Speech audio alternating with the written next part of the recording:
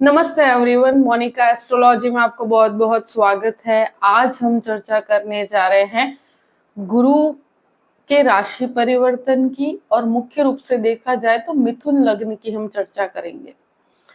देखिए, गुरु जो है वो 1 मई को ट्रांजिट करने जा रहे हैं और ये रहेंगे 14 मई 2025 तक वृषभ राशि के अंदर। तो ये ऑलमोस्ट 1 साल का ट्रांजिट है, और मिथुन लग्न वालों के जीवन में किस प्रकार के बदलाव होंगे ये हम इस वीडियो में जानने की कोशिश करेंगे। देखिए, मिथुन लग्न के लिए गुरु जो है आपका सप्तम भाव का भी स्वामी है और आपके दशम भाव का भी स्वामी है, और ये अब आपके 12वें घर में जा रहे हैं। वृषभ राशि आपके 12th हाउस को डिनोट करती है, और यहाँ पर जुपिटर का आना, यहाँ पर गुरु का प्रवेश करना आपके जीवन में किस प्रकार के परिवर्तन लेकर आ रहा है ये हम जानने की कोशिश करते हैं। देखिए, गुरु जो है एक तरह से ज्ञान का भी कारक है और आपके फाइनेंस का भी कारक है, और यहाँ 12वां घर जो होता है वो व्यय स्थान है, और यहाँ पर खर्च का स्थान है, ये विदेश का स्थान है। तो ये जगह पर जब भी गुरु आएंगे, और ये राशि जो है वो शुक्र की राशि है, तो मुझे लगता है कि दशमेश बनकर 12th हाउस में जाने की वजह से कार्यस्थल के अंदर कुछ खर्च बढ़ सकते हैं। और यहाँ पर मुझे लगता है आप कोई भी ऑलरेडी कोई बिजनेस के अंदर उसके एक्सपांशन के पीछे कुछ खर्च हो सकता है, आप ट्रैवलिंग के पीछे कुछ खर्च हो सकता है। यानी यहाँ पर आपको एक्सपेंसेस को बहुत ज्यादा कहते हैं ना, कैलकुलेट करके रखना पड़ेगा। कार्यस्थल का स्वामी 12th हाउस में है, तो यहाँ जो भी कार्य के अंदर है, ये जो भी बिजनेस के अंदर है, उसमें खर्च बहुत ज्यादा होगा, और यहाँ पर आपको फायदा मुझे लगता है कि जितना होना चाहिए उतना नहीं हो पाएगा।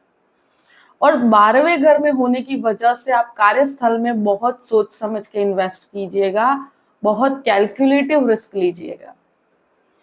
जो भी लोग जॉब के अंदर भी हैं तो उनके लिए भी मैं यही कहूंगी कि ये समय ऐसा है कि जहां पर आपको एग्जामिन किया जाएगा, और यहाँ बहुत ज्यादा आई थिंक कहते हैं ना कि प्रमोशन अटक जाता है व्यक्ति का, तो इस प्रकार की परिस्थिति रहती है। तो बहुत पीसफुल होकर काम करना है, यहाँ अपने एक्सपेंसेस के ऊपर कंट्रोल रखना है, और ये व्यय स्थान है तो मेहनत का भी व्यय होता है और पैसों का भी व्यय होता है। तो इस प्रकार की परिस्थिति है। ये आपका 7th लॉर्ड बन के भी 12th हाउस में है, तो 12th हाउस में जब सप्तमेश बनकर ये जाएंगे तो ये मैरिज का घर है। तो यहाँ पर मुझे लगता है 12th हाउस में मैरिज की पॉसिबिलिटीज में बाधा आएगी।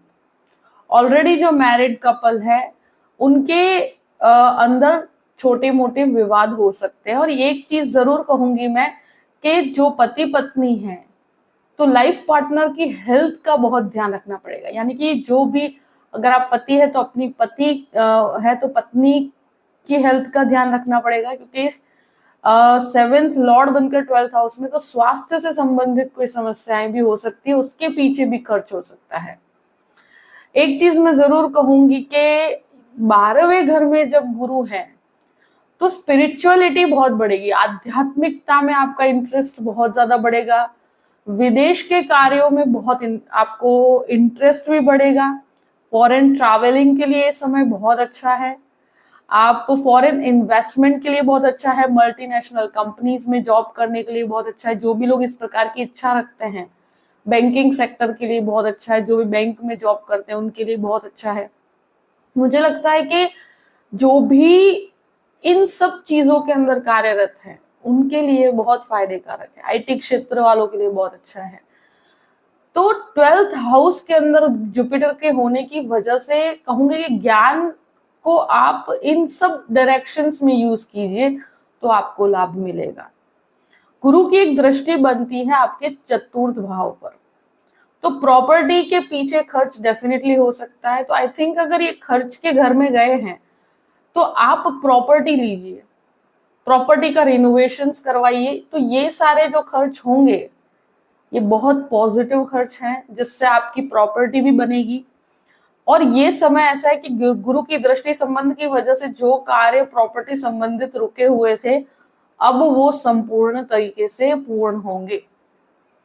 आप प्रॉपर्टी रिनोवेशंस के पीछे भी एक्सपेंस कर सकते हैं, माता के स्वास्थ्य में भी सुधार होगा। गुरु की एक दृष्टि जो है वो आपके पड़ती है 6th हाउस पे, तो गुरु लोन के अंदर वृद्धि करता है। तो बहुत बड़े रिस्क के पीछे लोन लेना और उसको इन्वेस्ट करना, ये सब बहुत कैलकुलेशन के साथ चलेगा। किसी को भी उधार पैसे देने से मुझे लगता है बचना चाहिए यहाँ पर, क्योंकि वो वापस आने में आपको काफी समस्या होगी और न भी आए। गुरु की यहाँ दृष्टि की वजह से आपके स्वास्थ्य में अगर कोई भी प्रॉब्लम्स थी तो आप उसको सही मेडिसिन आपको प्राप्त होगी, सही डॉक्टर प्राप्त हो पाएंगे, स्वास्थ्य में सुधार आएगा। अगर कोई डिसीज है तो उसमें काफी हद तक आपको क्योर करने की गुरु के द्वारा मदद प्राप्त होगी। यहाँ एक चीज कहूंगी कि शत्रु हावी नहीं हो पाएंगे, और जो लोग जॉबलेस हैं उनको एक तरह से जॉब मिलने में ये जुपिटर काफी हद तक मदद करेंगे। गुरु की एक दृष्टि अष्टम भाव पे पड़ती है, तो 8वें घर पे जब गुरु की दृष्टि पड़ती है तो हिडन आपको गेन होते हैं, कुछ unexpected wealth, unexpected property gain, इस प्रकार की परिस्थितियां क्रिएट होती है। आध्यात्मिक चिंतन में योगा, मेडिटेशन, इन चीजों में आपका इंटरेस्ट बहुत बढ़ेगा, मंत्र साधना में इंटरेस्ट बढ़ेगा। इन लॉस के साथ अगर रिलेशंस बहुत खराब थे तो उसको आप सही कर पाएंगे। तो यहाँ आप अपने इंटरनल सोल के अंदर जाकर अपनी जो भी कहते हैं ना कि लाइफ का एक पर्पस है, उसको डेफिनेटली ढूंढने की कोशिश करेंगे, क्योंकि ये गुरु का दृष्टि संबंध जब अष्टम भाव पे होता है, व्यक्ति सेल्फ अपने आप पर मेहनत करता है और रिसर्च ओरिएंटेड चीजों में काफी लाभ है। जो भी लोग मेडिकल रिसर्च में हैं उनके लिए बहुत लाभकारी परिस्थिति है। तो इस समय के अंदर मुझे लगता है अपने खर्च पे बहुत ज्यादा नियंत्रण रखिएगा, किसी को भी उधार पैसे देने से बचना है, जो भी बिजनेस में इन्वेस्टमेंट करे ग्रेजुअल रिस्क लेकर करें। लोन बढ़ाने का कार्य गुरु करते हैं, मगर अगर प्रॉपर्टी के लिए है तो वो फायदे कारक है। और अगर आप कहीं पर भी इन्वेस्टमेंट के लिए कोई भी लोन उठाते हैं या कोई भी प्रकार का रिस्क उठा रहे हैं तो बहुत ग्रेजुअल लेवल से कार्य कीजिएगा और अंडरस्टैंडिंग के साथ कीजिएगा, किसी के कहने पर मत कीजिएगा। जिस चीज में आपका ज्ञान है उस चीज को पकड़ के करिएगा। तो इस प्रकार से गुरु का ट्रांजिट मिथुन लग्न वालों के लिए असर करने वाला है। आई होप कि ये वीडियो आपको पसंद आया होगा। पसंद आए तो लाइक भी कीजिएगा और सब्सक्राइब भी कीजिएगा। Thank you so much. जय श्री कृष्ण।